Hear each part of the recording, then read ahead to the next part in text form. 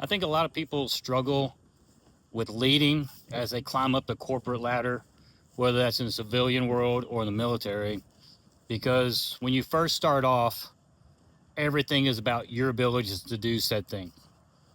And then when you get into a leadership position, it's no longer about you. It's about how do you build others up? How do you develop the people that work with and for you?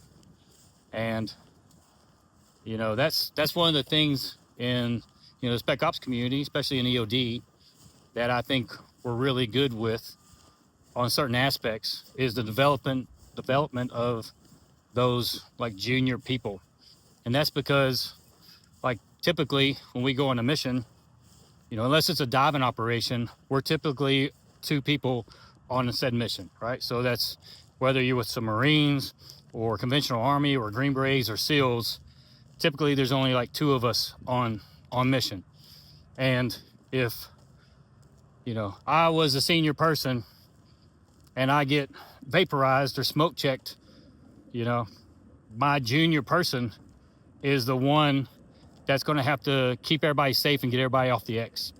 So from day one, we start teaching them, although we're having them focus on, learning the robots and all these different things, and fine tuning those skill sets, we honestly start training them to start thinking like an experienced, technician, because in the event that shit goes south on us, we want them and need them to get everyone safely off the X.